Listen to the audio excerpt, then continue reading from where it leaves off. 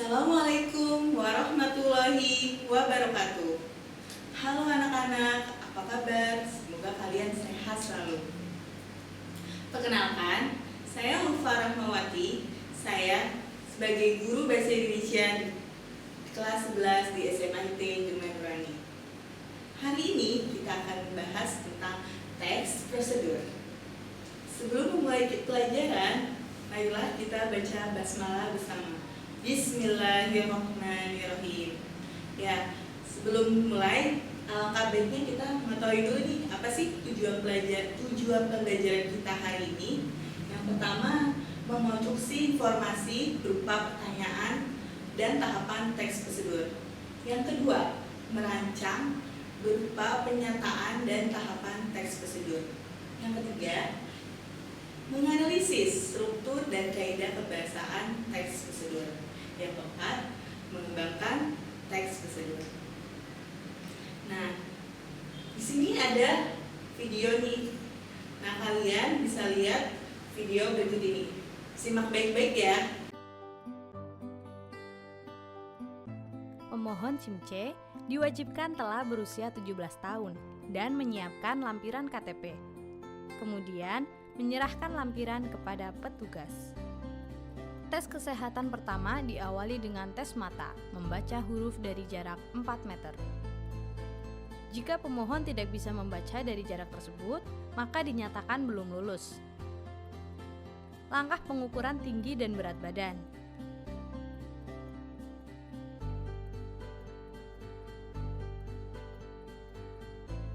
Langkah tes tekanan darah pemohon SIM untuk mengetahui tekanan darah pemohon normal atau tidak. Tes buta warna menggunakan gambar, bertujuan untuk mengetahui kondisi pembedaan warna penglihatan. Setelah semua tes kesehatan dinyatakan lulus, maka akan masuk dalam tahap foto dan pengambilan sidik jari. Jika semua tahap telah selesai, pemohon membayarkan biaya tes kesehatan dan petugas menyerahkan surat keterangan kesehatan. Proses pendaftaran SIM C baru. Pemohon menuju loket 1 untuk mengambil formulir pendaftaran SIM C baru.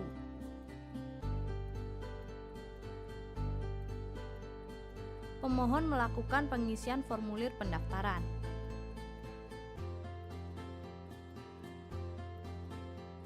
Kemudian pemohon SIM C membayarkan biaya PNBP sesuai peraturan pemerintah nomor 50 tahun 2010 sebesar Rp100.000 di loket BRI. Pemohon SIM C memasuki ruang terapi untuk menyaksikan video yang bertujuan untuk meningkatkan kesadaran keselamatan dalam berlalu lintas yang berisikan kesalahan dan pelanggaran pengendara yang berakibat kecelakaan. Selanjutnya, pemohon SIM memasuki ruang tes teori AFIS.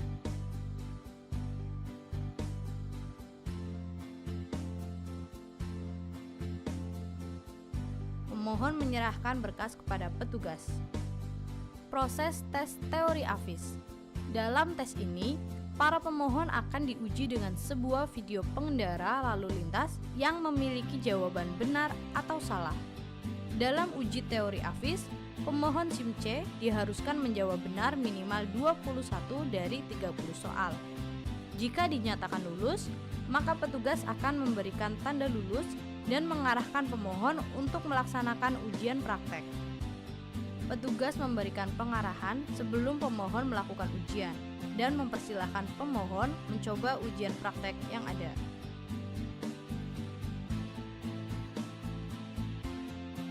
Kemudian pemohon SIM C melaksanakan 5 ujian praktek sebagai berikut. Ujian pengereman dan keseimbangan dengan menjalankan sepeda motor dengan kecepatan 30 km per jam dan berhenti pada garis berwarna biru. Jika melebihi garis tersebut, maka dinyatakan tidak lulus. Uji slalom dengan cara slalom melintasi patok yang ada, dengan catatan tidak menjatuhkan patok dan keluar dari area uji slalom.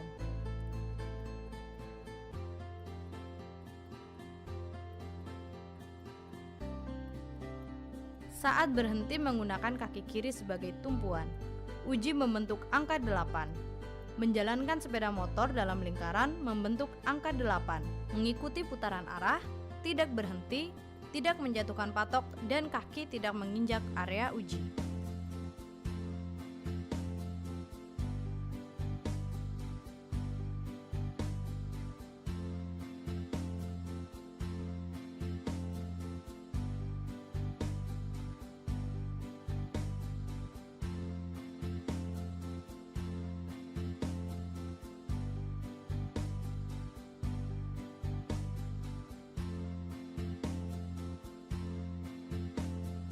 Saat berhenti menggunakan kaki kiri sebagai tumpuan. Uji reaksi rem menghindar. Menjalankan sepeda motor dengan kecepatan 30 km per jam. Kemudian, dilakukan pengereman pada garis dan membelok sesuai arahan petugas serta berhenti pada area stop. Uji berbalik membentuk huruf U. Menjalankan sepeda motor membentuk huruf U tanpa menjatuhkan patok dan kaki menyentuh area uji. Saat berhenti menggunakan kaki kiri sebagai tumpuan. Setelah semua uji dinyatakan lulus, petugas memberikan penilaian dan keterangan lulus. Kemudian pemohon diarahkan menuju ke loket 3. Jika pemohon dinyatakan tidak lulus, maka akan melakukan uji praktek ulang 7 hari setelah ujian tersebut. Pemohon menyerahkan berkas ke loket 3 untuk dilakukan proses input data oleh petugas. Pemohon menunggu antrian, kemudian memasuki ruang foto. Pada ruang foto, dilakukan pengambilan foto, sidik jari, dan tanda tangan pemohon SIM C. Setelah selesai tahap di ruang foto, pemohon menunggu proses SIM C dicetak. Kemudian petugas menyerahkan SIM C yang telah dicetak kepada pemohon. Proses penerbitan SIM C telah selesai. Menuju Indonesia Tertib, keselamatan nomor 1. Setelah kalian melihat video tadi, informasi apa yang kalian dapat di dalam video tadi? Ya, video tadi itu termasuknya teks prosedur ya. Contoh dari teks prosedur yaitu bagaimana proses pembuatan SIM C secara baik dan sesuai dengan prosedur yang ada. Nah, selanjutnya adalah pengertian dari teks prosedur. Pengertian dari teks prosedur adalah teks yang menjelaskan langkah-langkah melakukan sesuatu secara lengkap dan jelas. Yang kedua adalah fungsi dari teks prosedur. Nah, fungsinya ini adalah sebagai penunjuk seseorang dalam melakukan sesuatu. Sampai di sini paham ya tentang pengertian teks prosedur dan fungsinya. Selanjutnya adalah struktur teks prosedur. Yang pertama ada pernyataan umum. Pernyataan umum ini berisi gambaran umum atau biasanya gambaran awal di dalam teks prosedur. Yang kedua ada tahapan. Nah, tahapan itu isinya berupa langkah-langkah. Nah, contohnya yang pertama cara membuat alat. Nah, cara membuat alat itu misalnya cara menggunakan komputer yang baik dan benar, atau bisa cara membuat masakan atau makanan atau minuman juga bisa. Misalnya cara membuat nasi goreng seperti itu. Yang kedua adalah cara melakukan aktivitas. Nah, cara melakukan aktivitas ini misalnya contohnya membaca yang baik secara efektif. Nah, itu. Selanjutnya ada cara melakoni kebiasaan. Contohnya itu cara menikmati hidup gitu. Yang ketiga ada penegasan ulang. Nah, penegasan ulang ini contohnya kayak seperti harapan dan manfaat dari teks prosedur itu seperti apa harapannya, apa manfaatnya. Selanjutnya ada tentang kaidah kebahasaan teks prosedur. Ada berapa kaidahnya? Ada 5 ya. Nah, kaidah kebahasaan teks prosedur itu ada 5. Yang pertama ada kata kerja imperatif. Nah, kata kerja imperatif itu berhubungan dengan kata perintah atau kerja perintah. Contohnya ada kata kah, kan, i, lah. Kalau kan itu contohnya perhatikan, kalau lah itu contohnya jagalah, kalau i contohnya hindari. Nah, itu kata kerja imperatif. Yang kedua ada kata teknis. Nah, kata teknis biasanya berhubungan dengan contoh dari teks prosedur itu sendiri. Nah, contohnya kayak PHK, cara pembuatan SIM C. Nah, itu di kata teknis, berupa istilah-istilah kata ya. Terus selanjutnya ada konjungsi urutan kegiatan. Nah, sering biasanya kalau konjungsi itu berhubungan dengan kata hubung ya. Kata hubungnya itu berupa contohnya kata lalu, selanjutnya, kemudian, gitu.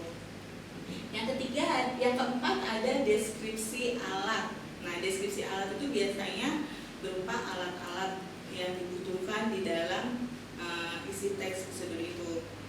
Nah, biasanya itu di cara membuat alat, ya, atau di cara membuat makanan. Kalau cara melakukan aktivitas dan kebiasaan biasanya nggak ada. Yang kelima itu ada kalimat perintah. Nah, kalau yang pertama itu kan kata kerja imperatif atau perintah itu berupa kata. Nah, kalau kalimat perintah itu berupa kalimat. Contohnya, jagalah kebersihan, buanglah sampah pada tempatnya, itu berupa kalimat. Dan ditandai dengan kata seru. Biasanya ada simbolnya kata seru ya. Ya, selanjutnya adalah langkah-langkah menyusun teks prosedur. Yang pertama itu kalian menginventarisasikan dulu macam-macam dari teks prosedur itu, apakah cara membuat alat, cara melakukan aktivitas, atau cara melakukan kebiasaan. Yang kedua itu ada menentukan tema kegiatan. Nah, menentukan tema kegiatan ini kalian cari dulu temanya apa nih yang cocok di dalam teks prosedur atau yang lagi viral apa. Contohnya apakah di bidang sosial, budaya, pendidikan, politik, gitu. Yang selanjutnya adalah membuat kerangka dalam bentuk topik-topik dengan kegiatan secara garis besarnya aja, gitu. Yang keempat itu adalah kalian mensistematisasikan dulu urutan yang benar seperti apa kerangkanya ya. Terus yang kelima adalah mengumpulkan bahan-bahan, apa aja bahan-bahan yang diperlukan. Yang terakhir itu adalah mengembangkan kerangka menjadi sebuah petunjuk dalam teks prosedur yang baik dan benar. Ya, demikianlah pembelajaran kita hari ini. Semoga bermanfaat dan semoga kalian bisa paham ya apa yang saya sampaikan. Mari kita akhiri pembelajaran hari ini dengan mengucap hamdalah. Alhamdulillahirabbil alamin. Terima kasih telah menonton video ini. Jangan lupa like, comment, dan share. Wassalamualaikum